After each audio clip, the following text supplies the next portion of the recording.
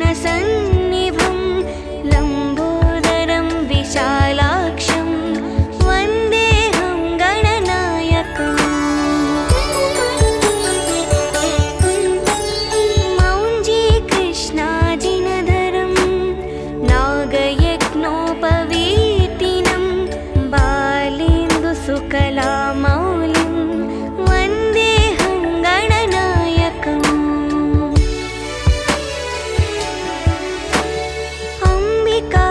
हृदयानन्दं मातृभिः परिवेष्टितं भक्तिप्रियं मदोन्मत्तं वन्देऽहं गणनायकम्।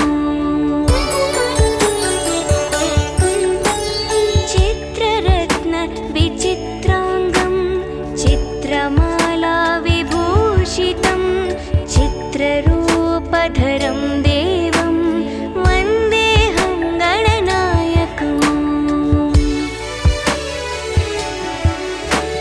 गजवक्त्रं सुरश्रेष्ठं कर्णचामरभूषितं पाशाङ्कुशधरं देवं वन्देऽहं गणनायकम्।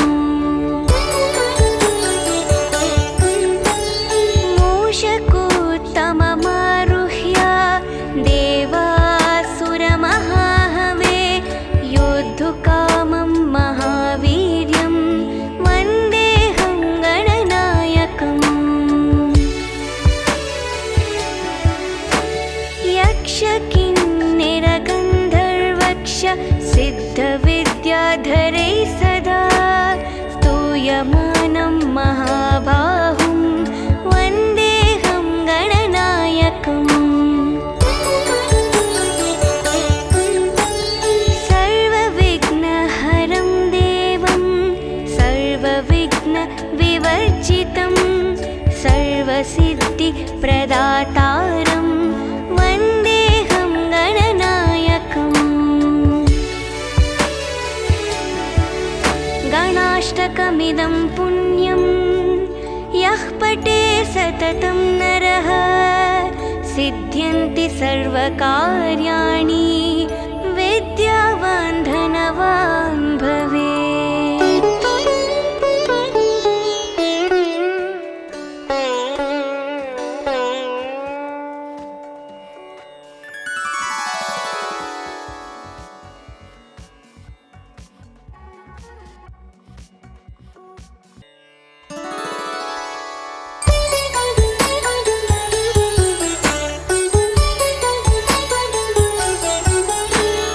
एकदन्तं महाकायं तप्तकाञ्चनसन्निभं लम्बोदरं विशालाक्षं वन्देऽहं गणनायकम्।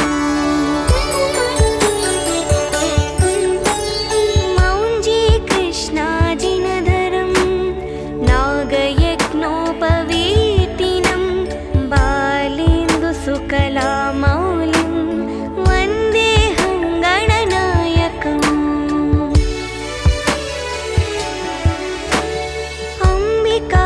हृदयानन्दं मातृभिः परिवेष्टितं भक्तिप्रियं मदोन्मत्तं वन्देऽहं गणनायकम्। चित्ररत्नविचित्राङ्गं चित्रमालाविभूषितं चित्ररूपधरं देवं वन्देऽहं गणनायकम्। गजवक्त्रं सुरश्रेष्ठं कर्णचामरभूषितं पाशाङ्कुशधरं देवं वन्देऽहं गणनायकम्। मूषकोत्तममारुह्य देवासुरमहाहवे योद्धुकामं महावीर्यं वन्देऽहं गणनायकम्। यक्षकिन्निरगन्धर्व विद्याधरैः सदा स्तूयमानं महाबाहुं वन्देऽहं गणनायकम् सर्वविघ्नहरं देवं सर्वविघ्नविवर्जितं सर्वसिद्धिप्रदातारं वन्देऽहं गणनायकम् गणाष्टकमिदं पुण्यं यः पठे सततं नरः सिद्ध्यन्ति सर्वकार्याणि विद्यावान् धनवान् भवेत्।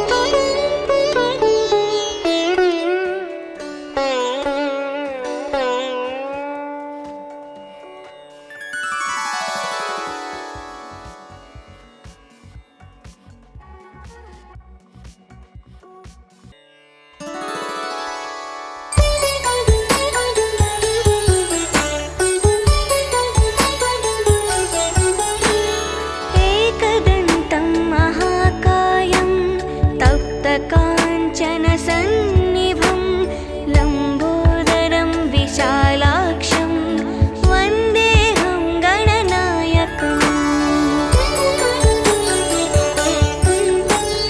मौञ्जीकृष्णाजिनधरं नागयज्ञोपवीतिनं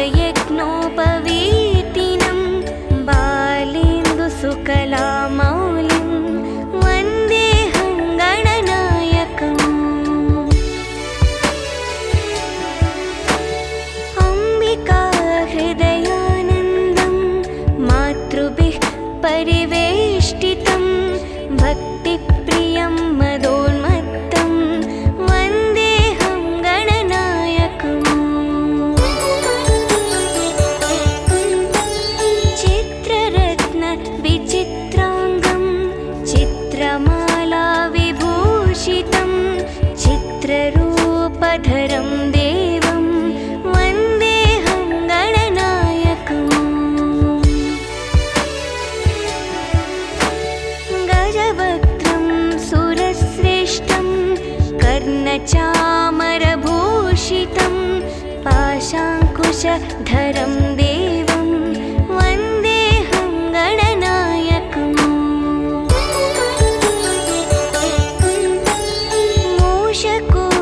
मूषकोत्तममारुह्य देवासुरमहाहवे योद्धुकामं महावीर्यं वन्देऽहं गणनायकम्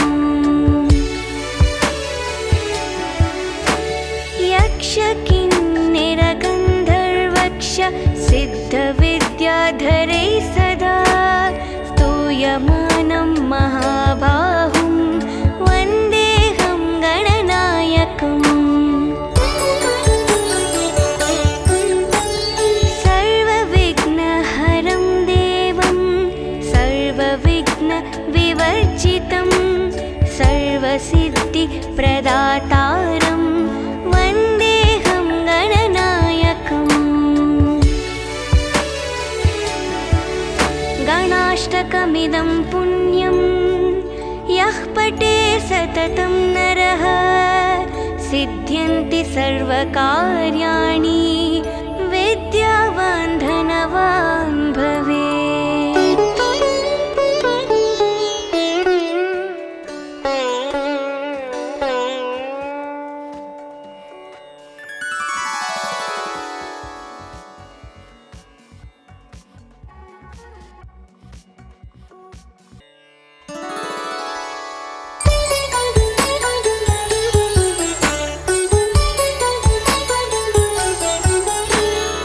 एकदन्तं महाकायं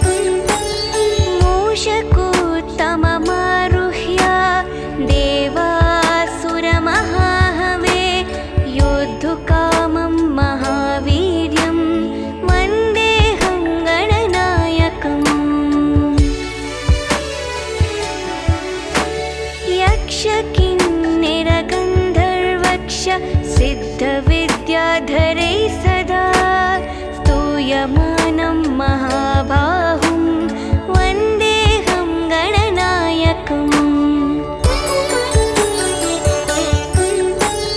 सर्वविघ्नहरं देवं सर्वविघ्नविवर्जितं सर्वसिद्धिप्रदातारं वन्देऽहं गणनायकम् गणाष्टकमिदं पुण्यं यः पठे सततं नरः सिद्ध्यन्ति सर्वकार्याणि विद्यावान् धनवान् भवेत्।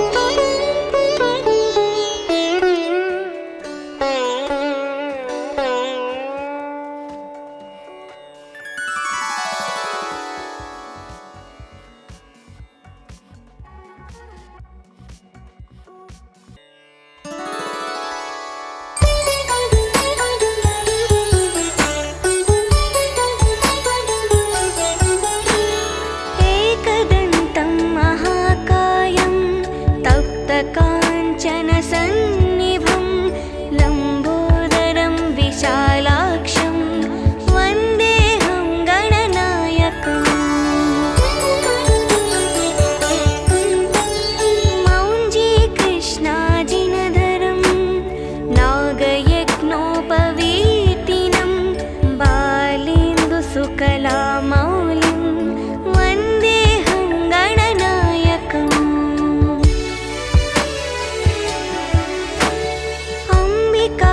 हृदयानन्दं मातृभिः परिवेष्टितं भक्तिप्रियं मदोन्मत्तं वन्देऽहं गणनायकम्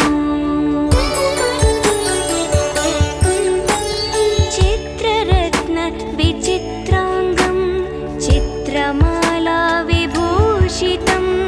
चित्ररूपधरं देवं वन्देऽहं गणनायकम्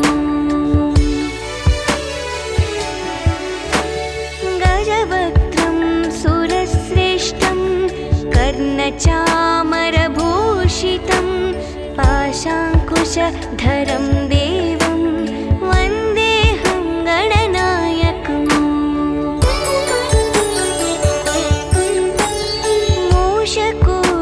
मूषकोत्तममारुह्य देवासुरमहाहवे योद्धुकामं महावीर्यं वन्देऽहं गणनायकम् यक्षकिन्निरगन्धर्वक्ष सिद्धविद्याधरैः सदा स्तूयमानं महाबाहुं वन्देऽहं गणनायकम् सर्वविघ्नहरं देवं सर्वविघ्नविवर्जितं सर्वसिद्धिप्रदातारं वन्देऽहं गणनायकम् गणाष्टकमिदं पुण्यं यः पठे सततं नरः सिद्ध्यन्ति सर्वकार्याणि विद्यावान् धनवान् भवेत्।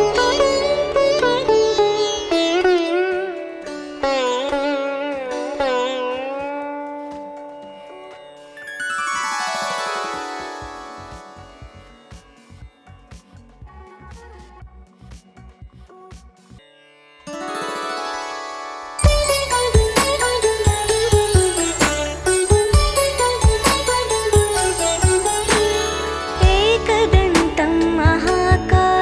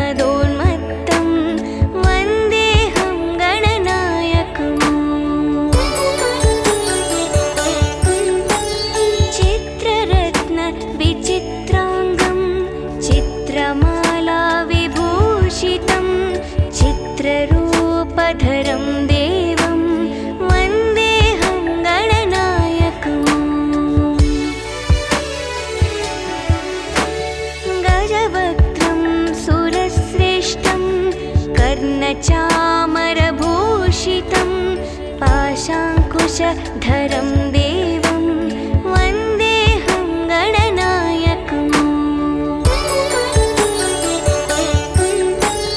मूषकोत्तममारुह्य देवासुरमहाहवे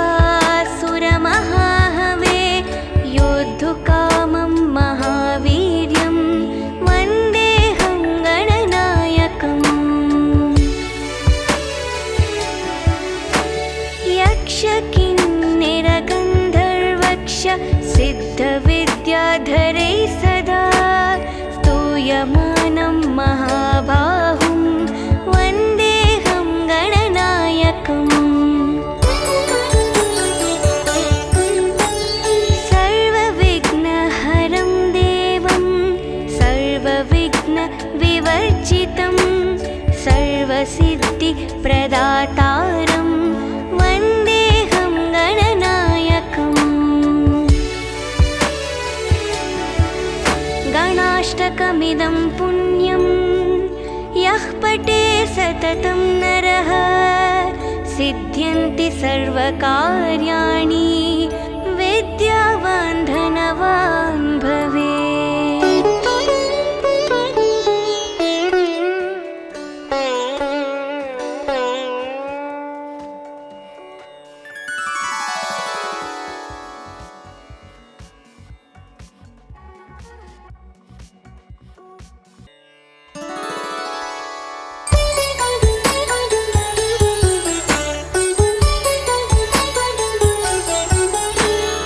एकदन्तं महाकायं तप्तकाञ्चनसन्निभं लम्बोदरं विशालाक्षं वन्देऽहं गणनायकम्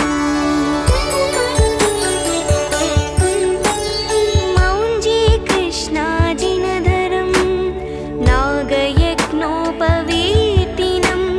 बालेन्दुसुकलामौलिं वन्देऽहं गणनायकम्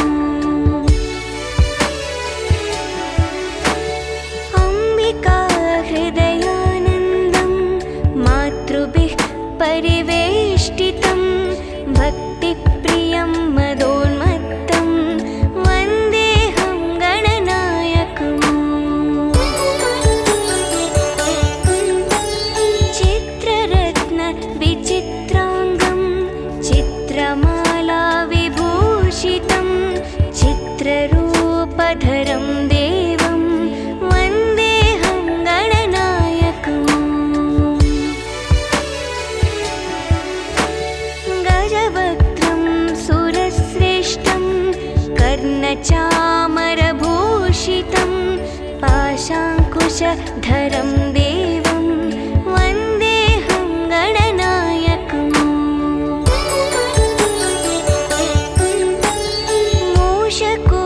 मूषकोत्तममारुह्य देवासुरमहाहवे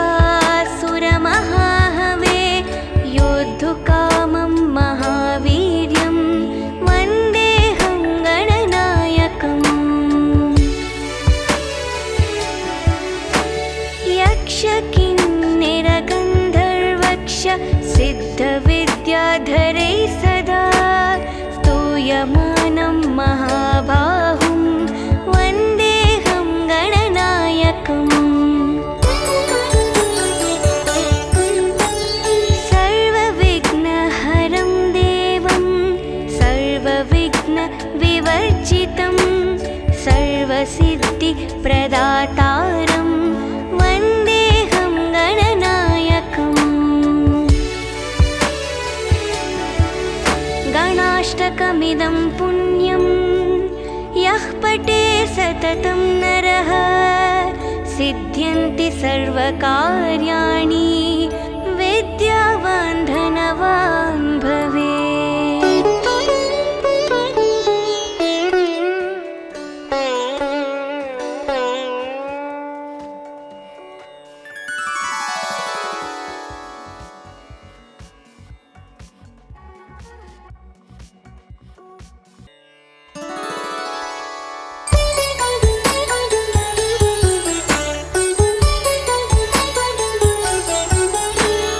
एकदन्तं महाकायं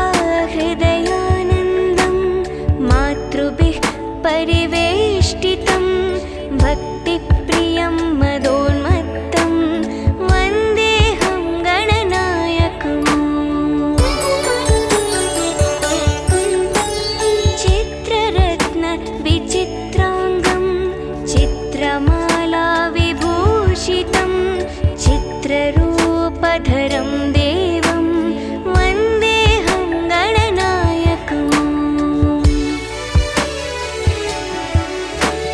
गजवक्त्रं सुरश्रेष्ठं कर्णचामरभूषितं पाशाङ्कुशधरं देवं वन्देऽहं गणनायकम् मूषकोत्तममारुह्य देवासुरमहाहवे योद्धुकामं महावीर्यं वन्देऽहं गणनायकम् यक्षकिन्निरगन्धर्वक्ष सिद्धविद्याधरैः सदा स्तूयमानं महाबाहुं वन्देऽहं गणनायकम् सर्वविघ्नहरं देवं सर्वविघ्नविवर्जितं सर्वसिद्धिप्रदातारं वन्देऽहं गणनायकम् गणाष्टकमिदं पुण्यं यः पठे सततं नरः सिद्ध्यन्ति सर्वकार्याणि विद्यावान् धनवान् भवेत्।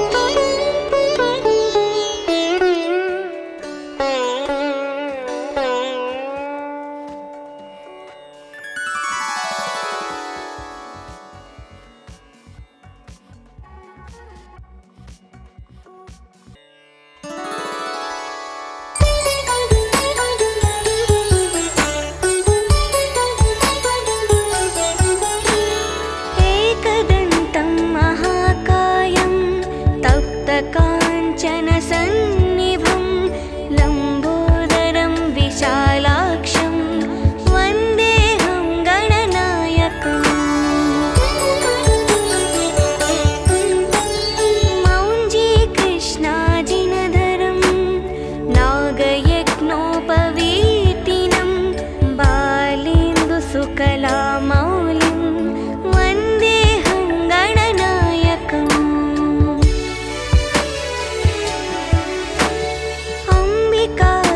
अम्बिकाहृदयानन्दं मातृभिः परिवेष्टितं भक्तिप्रियं मदोन्मत्तं वन्देऽहं गणनायकम्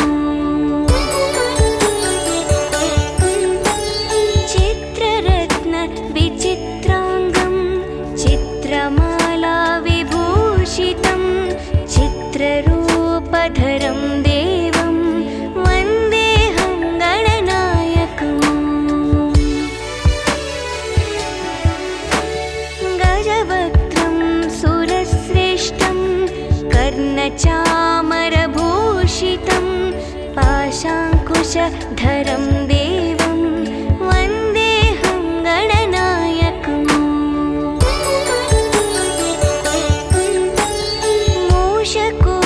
मूषकोत्तममारुह्य देवासुरमहाहवे योद्धुकामं महावीर्यं वन्देऽहं गणनायकम् यक्षकिन्निरगन्धर्वक्ष सिद्धविद्याधरैः सदा स्तूयमानं महाबाहुं वन्देऽहं गणनायकम्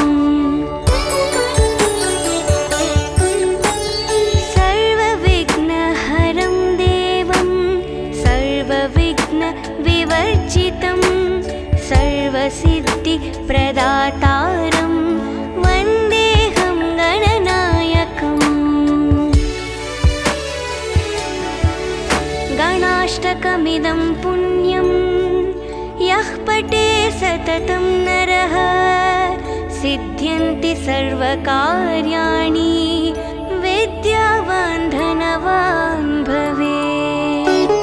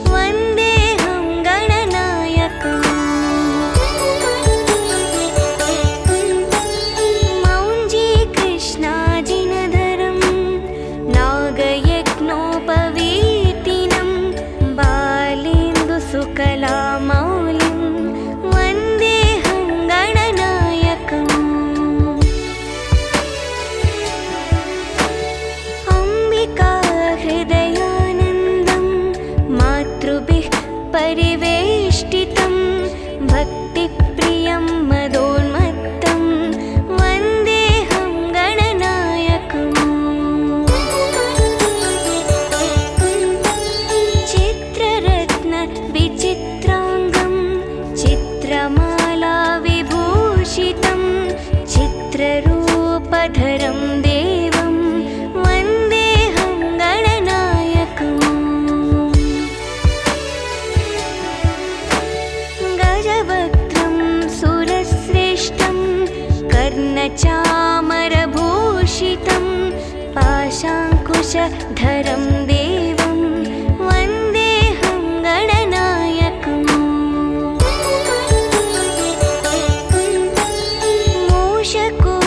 मूषकोत्तममारुह्य देवासुरमहाहवे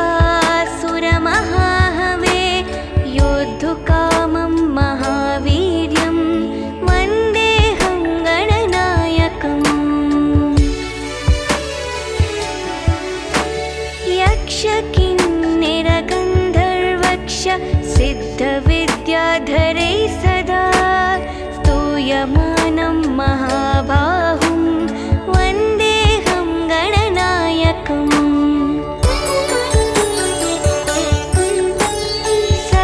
सर्वविघ्नहरं देवं सर्वविघ्नविवर्जितं सर्वसिद्धिप्रदातारं वन्देऽहं गणनायकम्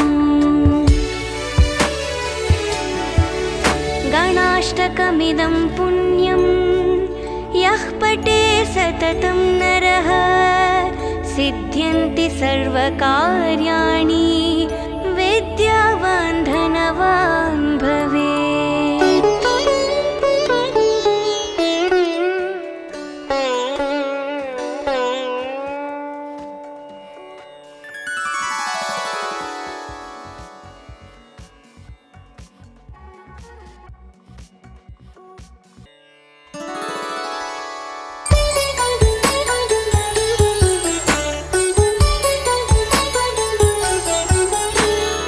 एकदन्तं महाकायं तप्तकाञ्चनसन्निभं लम्बोदरं विशालाक्षं वन्देऽहं गणनायकम्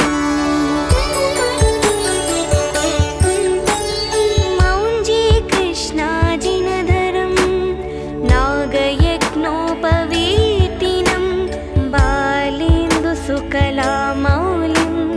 वन्देऽहं गणनायकम्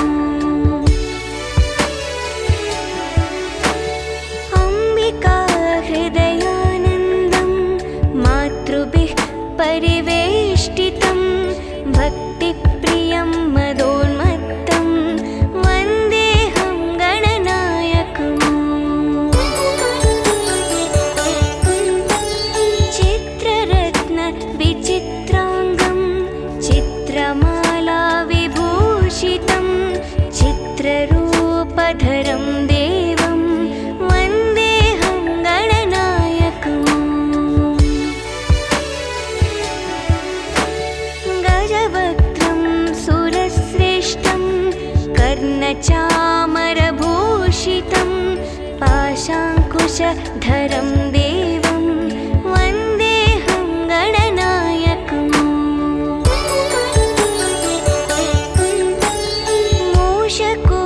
मूषकोत्तममारुह्य देवासुरमहाहवे योद्धुकामं महावीर्यं वन्देऽहं गणनायकम् यक्षकिन्निरगन्धर्वक्ष सिद्धविद्याधरै सदा स्तूयमानं महाबाहुं वन्देऽहं गणनायकम् सर्वविघ्नहरं देवं सर्वविघ्नविवर्जितं सर्वसिद्धिप्रदातारं वन्देऽहं गणनायकम् गणाष्टकमिदं पुण्यं यः पठे सततं नरः सिद्ध्यन्ति सर्वकार्याणि